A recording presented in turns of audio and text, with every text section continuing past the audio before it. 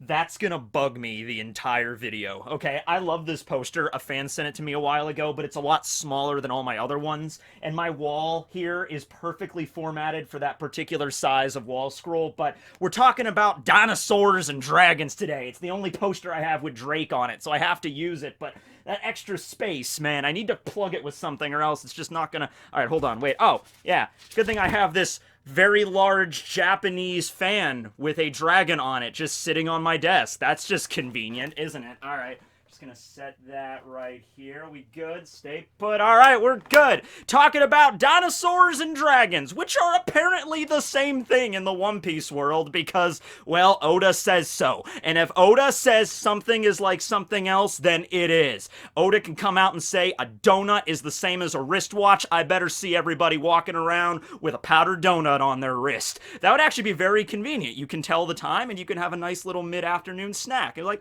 oh, check it out. It's 3:30. Awesome.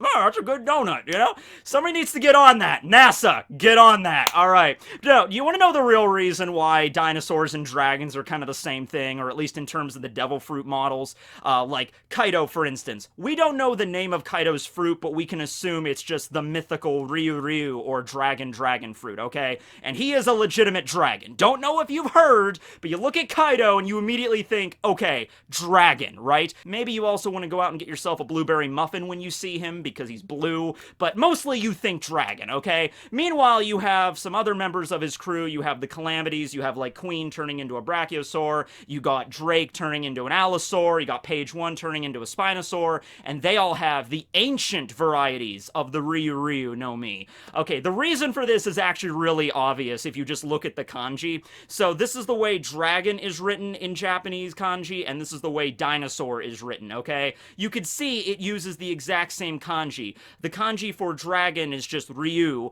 and then the kanjis for dinosaur are Koa, which means frightening or terrifying, and Ryu, equaling out to Kyoryu, which means dinosaur. Oddly enough, I think in Latin, Tyrannosaurus just translates out to terrible lizard. So kind of the same deal here with Japanese kanji. It equals out to frightening dragon or frightening dino, I guess, would be a way of looking at it, okay? It's a really giant lizard with sharp teeth that can bite you, okay? So that's the reason, though. That's the reason. The kanji for dragon appears in both kinds of contexts. Also, that kanji for dragon Ryu usually is referring to Chinese dragons rather than, like, Western dragons that we're used to. And looking at Kaido, what is he? He is a Chinese dragon. So there you go.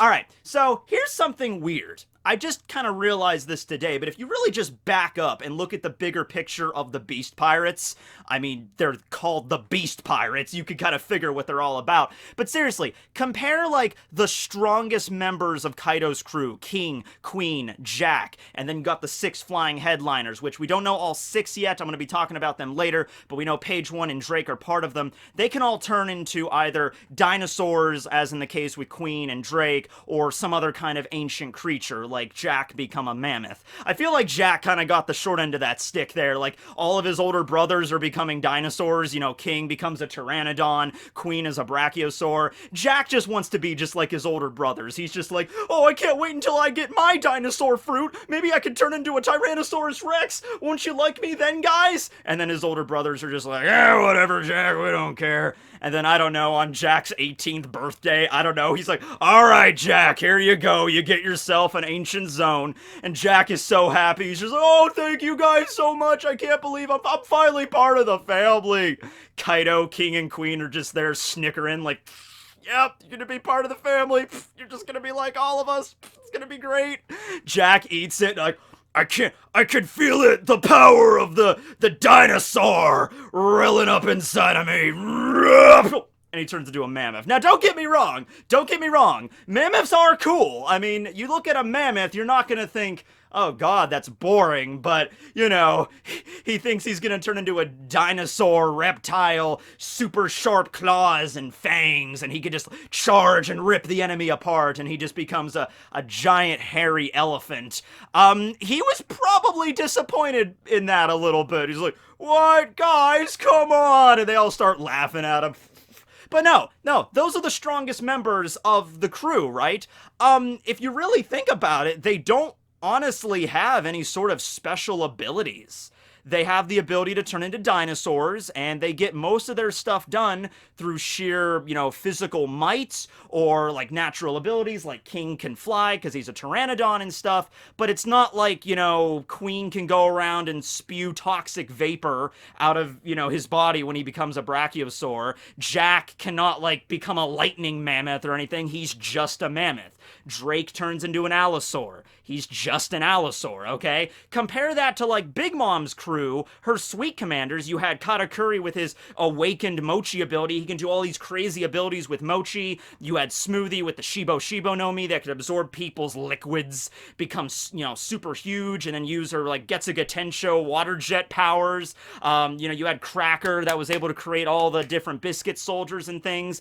They had really kind of unique abilities. But then you get to the Beast Pirates, and it really does seem like Kaido is just going to use sheer physical might in order to dominate the world. And he's been doing a pretty good job at that, So that makes me think of a few things. A lot of these fights that are going to be coming up, we're going to see probably a lot more fight choreography, less crazy, wacky abilities coming from the enemies, and more just like physical brawling, which isn't really a bad thing, especially coming out of Totland and everything. It's cool to see weird abilities and stuff, but I think Oda's maybe just taking an advantage here to do a lot more just physical kind of brawling sort of fights, okay? And I'm fine with that, right? Now, of course, like, if Sanji goes up against, like, Page 1 in his final battle for the arc, which is very likely because Page 1 is a member of the Six Flying Headliners, he's one of the strongest members, and, Sanji and him already clashed before, so it's possible, like, okay, Sanji, your final battle, the person you need to defeat in this epic clash between the Beast Pirates is gonna be Page 1. Sanji's gonna have his stealth black suit that's probably been modified at this point by Frankie and Usopp. It's probably gonna look a little different, and he's got his Diablo Jambe and all that crap, but when it comes right down to it, Page 1 is a Spinosaur. He's not gonna like, alright, I'm gonna show you the true might of the dinosaur fruit. I can summon lava all of a sudden. Blah, it's not going to be anything like that. Now, we might get a point where we might get to see a lot more zones be awakened, and this would be an awesome point in the story to reveal that, because we already had the awakened zones during Impel Down, but they were left deliberately ambiguous. We got to see them like Minotaurus and everything. They seemed like they were half human, like the lower half of their body was partially human with their human chests, and the rest of them was their animal bodies, and they had the little beady eyes and everything, so they all looked very similar, and they were all awakened zones. Beyond that, Crocodile just explained in general how they're a lot tougher and their regeneration is a lot better than other zones, so even if you beat them down, they can heal rather quickly. That's all we really found out definitively about awakened zones during Impel Down. Then you have the whole thing with Chopper's Monster Point, which I like to think is an awakened. It's just because Chopper was really good at medical science and stuff, he was able to develop a drug that forced his body into a state of awakening, right? Maybe if Chopper got to awakening like a natural way, his Monster Point might look a little different, might have the same level of abilities, but maybe it just might look a little different. Now, when it comes to Devil Fruit's awakening, we saw this with Katakuri and Doflamingo. They can choose whether to activate their awakened form or not. Alright, like they don't always have to stay in their awakened forms. Like Doflamingo chose when Luffy was really pissing him off in their fight. Doflamingo's like, alright, I'm gonna choose to activate my awakened form, turn the entire area into string. Katakuri did the same thing. When it came to the awakened zones in Impel Down, the Demon Guards, it seemed like their awakened forms were constantly active. They didn't really speak, in a human tongue. I'm not even sure if they were capable of that. Maybe just because to keep up appearances and everything, maybe they always chose to stay in their awakened forms. Maybe they lose their ability to talk when they enter their awakening. Zones might be completely different. Like I said, Chopper is kind of an exception because he did it in a weird way. Maybe the natural way of accessing your awakening if you're a zone is you go into your awakening form and you're stuck like that and you can't go back, or you lose your ability to talk, but you gain like immense power and regenerative capabilities, so some people are okay with making that trade. So it's possible that like maybe like Drake or Page 1 or the Calamities, they can choose to go into their awakened forms, but when they do that, they're going to lose part of who who they are. Like, they're really gonna turn into actual dinosaurs. Like, so they just become these rampaging beasts. They get maybe way stronger. Like, maybe in the case with Drake, this is an Allosaur. Maybe if Drake went into his awakened form, he would get way beefier. Like, his Allosaur form would get like 3 times as big, and he would start growing spikes all over his body and everything like that. But he would be stuck like that, and he also would lose his rationality in the process, right? He would become a straight up just death dino, you know? So maybe it's like that. Also, keep in mind that Sadie was the one in charge of the demon guards in Impel Down, so maybe all the demon guards were, maybe that was their fetish, maybe they were like the subs to her dom, and they, waha! I knew you were gonna follow, you son of a, okay. Yeah. It's like you can never stop it. It will always, it's like Final Destination, you know, you can't escape death. It will always happen at some point. All right, come up here, King. You can sit on my lap for the rest of this video. So maybe that was the reason why the demon guards at Impel Down, they never chose to speak back, because their mistress never gave them the command to speak back or anything like that, and they never turned back because, oh no, we will stay like this. This is what Sadie commands. So now talking about these headliners here, these 6 flying headliners. Okay, so headliners just in general seem to be like middle management when it comes to the Beast Crew. You know, they take orders from the Calamities, and the Calamities take orders from Kaido, and the headliners are kind of in charge of like the Vanguard unit. The gifters and the waiters work under and the pleasures as well, all kind of work under a certain headliner, okay? But then you got the 6 flying headliners, which are the strongest out of all of them. Drake and Page One are the only ones in there so far. They can both turn into dinosaurs with ancient Ryu no Mi. So I'm just gonna say, it stands to reason that the rest, the other 4, are also going to be Ancient Zone users. You know Kaido is just basically keeping an eye out for any pirate, anybody in the New World that has the power of an ancient zone and can turn into a dinosaur. It's like, they basically have to be on his crew at that point. So, you know, when Drake attacked that one island that Scotch was guarding, and Scotch, you know, the cyborg dude, was like, this is Master Kaido's island. If you cause trouble here, he's gonna get pissed. And Drake was just like, alright, that works good for me then, roar, dinosaur time. You know, when Kaido heard about that, he was like, wait, whoa. Is he a dinosaur? Yeah, he's a dinosaur, but he beat the crap out of Scotch, and now he's storming the factory. Kaido, you need to stop him. Whoa. What kind of dinosaur is he? I don't know, he's sort of like a Tyrannosaurus, maybe, but he looks a little different. I don't know, nobody really cares. Just call him a Tyrannosaurus. No, what kind of dinosaur is he? Hold on a second. Sir, Mr. Drake, what dinosaur are you? I'm an Allosaurus. Oh, okay. He's an Allosaurus. And then he just eats the guy giving the report. Just, oh, no. And then Kaido's like, Allosaurus, huh? Do we have one of those? Queen, are you an Allosaurus? No, I'm a Brachiosaurus. Okay, cool. We need that. Hey, get over here. You got a part on my crew. I'll even give you upper management if you apply now. All right, Kaido needs to get all the dinos on his crew. Otherwise, you know, he just can't have any freelance dinosaurs out there starting up Jurassic Park or whatever. Okay, so, you know Drake might have even just gotten that position as one of the 6 flying headliners because of the fact that he could turn into a dinosaur. Hawkins joined up, and you also have a Pooh in there somewhere, and they're just, I think, regular headliners. We know Hawkins is a regular headliner. I don't know about a Pooh. We really haven't seen a Pooh. We know he works for Kaido. We saw him reporting over at Den Den Mushi, but we don't really know where he's at right now in Wano. He might be in a different region. He might be in, like, the Kibi region. We don't know much about the Kibi region. That might be the area he's in charge of. Who knows? But they can turn into dinosaurs, so, you know, they can. I also would really like this to be the case, all the 6 flying headliners to be dinosaurs, because there's a lot of dinosaurs that are really famous in fiction that we really haven't, encountered yet. Case in point, we got ourselves the Triceratops. Like, we need to have a Triceratops at some point. You're gonna have an Allosaurus, a Brachiosaur, you're gonna have a freaking Pteranodon. You're not gonna have a freaking Triceratops? Come on, man. So I think one of the 6 flying headliners is going to be a Triceratops. Now, Triceratops, I mean, they're pretty strong, you know, but at the end of the day, you know, their advantage is you got this big shield here, you got the horns, right? So maybe that, you know, member of the Flying Headliners is going to have, like, really insanely high-spec defense, okay? He can make, like, you know, a shield or, like, super tough armor out of a Triceratops hide, and he can use armament to even make it even more, you know, tough to break through. So, you know, we could have a battle there between the samurai and this Triceratops that's, like, indestructible. Like, you can't break through him, and then Kinemon shows up and, like, pierces through his shell or something. That would be really cool.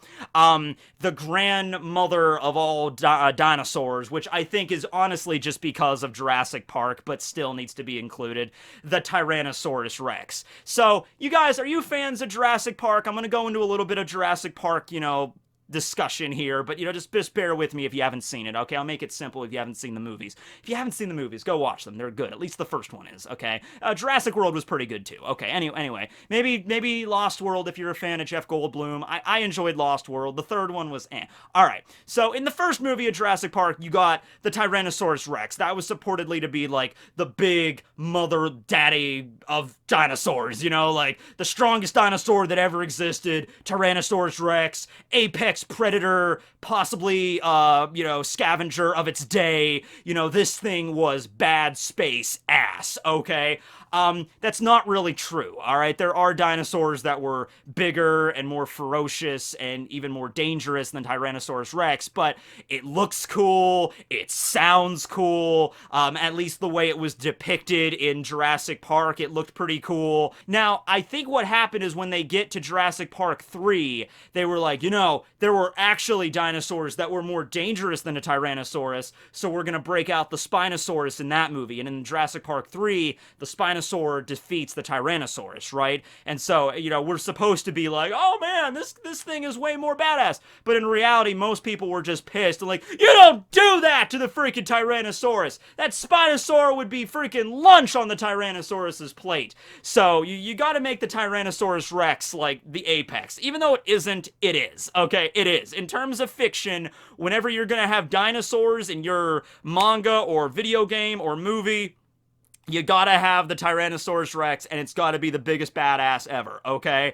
So, we need to have that in One Piece. So here's what I'm thinking, alright? You got the headliners that are all pretty strong. Then you got the 6 flying headliners, which are the strongest out of those. There's gonna be the strongest of the member of the 6 flying headliners, okay? And it's not gonna be Drake, and it's not gonna be Page 1, it's not gonna be the Triceratops, it's not gonna be any of the other ones. No, the strongest, probably directly under the Calamities in terms of power, it's gonna be the user of the Ryu no Mi Ancient Zone model Tyrannosaurus Rex. This has to happen, Oda, alright? Y'all good with me? And you know what? You can make it look as badass as you want. You could change up the design a little bit. You're the artist, you're the mangaka, you've got creative license, okay? If you want to make that Tyrannosaurus Rex Ancient Zone user a lot larger, if you want to give the Tyrannosaurus spikes jutting out of its body, if you want to give him feathers, which I don't know if he actually had feathers. That's been a thing for a while now, that dinosaurs have feathers. Certainly some dinosaurs did have feathers. But from what I've heard about this is, you know, the Tyrannosaurus Rex in Jurassic Park is like, oh, that's not accurate. It was actually covered in feathers. But I think, like, even more recently, we found out, like, they might have not have actually been the kind of feathers you're thinking about, or they might have not had feathers. I don't know, but it's Oda. If Oda wants to give the Tyrannosaurus Rex feathers that he can, like, shoot out, like, needles, fine, that's cool. It's a manga, alright? But you need to have the Tyrannosaurus in there somewhere. Then you have those other slots in the 6 flying headliners. I don't know what those could be. Velociraptor, that's one that appears in Jurassic Park quite often. Now, once again, the Velociraptors are kind of beefed up.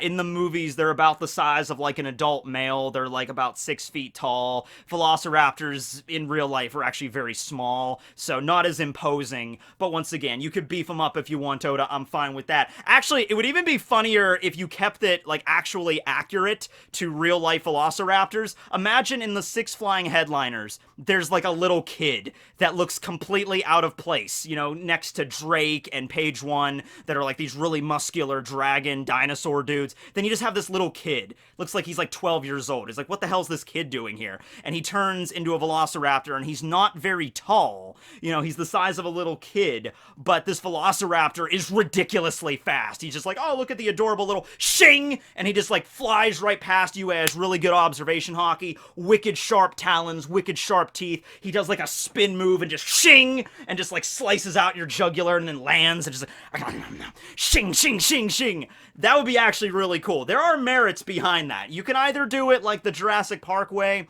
and just have this Velociraptor be like 6 feet tall, really streamlined, really fast, really sharp claws, or you could have it like really tiny and just being able to like jump around and do all these kicks and flips through the air and just slice people down. You know, juxtaposed with like people using blades, clashing with like a jumping bean of a Velociraptor. That would be cool. I could see some cool fights, you know, choreographed with that kind of setup. You know, that would be neat there. What would be the last dinosaur? I'm gonna let you guys decide. If the 6 flying headliners are gonna go the way that I think we're gonna go, we got an Allosaur, we got a Spinosaur, we got a Triceratops probably, hopefully a Tyrannosaurus Rex, and a Velociraptor. What would be the 6th dino that you would love to see? I know there's like the dinosaurs that live in the ocean, you know, like that giant thing that came out and at the end of Jurassic World, you know, but that might cause some problems because that's the natural weakness of a devil fruit, so probably stay away from marine dinosaurs. You could always have just a regular pterodactyl, you know, not really a dinosaur, it's pterosaur, but hey, pterodons are pterosaurs too. They're not dinosaurs, and yet they're actually, hey, that is an issue there. You know, you could say dinosaurs and dragons, they use the same kanji, but I'm assuming pterosaur probably uses the same kanji as well. But yeah, you could have just a regular pterodactyl or Quetzalcoatlus. I like me some Quetzalcoatlus. You could throw that in there too. It's a giant freaking bird thing that'll devour you. But let me know what you guys think below, all right? Now, there's still possibilities to see, you know, members of the Beast Pirates using special powers that aren't indicative directly of their fruit. By the way, Kaido can use special powers as well, but that's because he's a mythical zone. He's not just a regular ancient zone, okay? So he could turn into a dragon and he has his Boro breath. He has special powers because he's, you know, he's mythical, okay? But I'm just saying, usually you will not see regular ancient zones utilize any sort of unique abilities beyond the abilities that their forms give them, okay? But then you have people like King the Wildfire, that always has like fire shooting out behind him, and even when he goes into his Pteranodon form, he has fire shooting out, so he might be able to shoot fireballs and stuff. But in that case, it's not because of his devil fruit, it's because of his race, probably. Also, I'm gonna bring this up because I talked about King last week, and I was all confused about like the color of his wings and how come in the anime they're white, but in the manga they are very, very clearly black. Well, guess what? In the most recent episode of the One Piece anime, they corrected it. So in the opening, King now has black wings. I am so happy because of that. I am so... You don't even know. Like, just because, like, this makes everything simpler, I can finally sleep at night. You know, by the way, I'm watching Nanatsu no Taizai right now, and I just want to talk about a dream I had last night, because it's so weird. I had a dream that Escanor was planting tomatoes in my backyard, and someone came and ripped out all of his tomatoes, and then he turned into his pride form and picked up his axe and went to go defeat the people that ripped out his vegetables. I don't know what the hell, that's what I dreamt about last night, though. So anyway, no, what was I talking about? Okay, no, okay, King, yeah, King. Alright, so King now, we're all on the same page here. Canonically, he has black wings. He's gonna have black wings in the anime, black wings in the manga, good. Now, the reason that that's important is because he's probably not a regular member of the Sky races. Alright, so he's probably not like a Skypian or a Brickin or a Shandorian. He's something else. Keep in mind, when Eneru was on the moon and he was looking at that mural, he saw 3 images. He saw an image of a Skypian, an image of a Brickin, and an image of a Shandorian. We can assume those are the 3 races that originally populated the sky.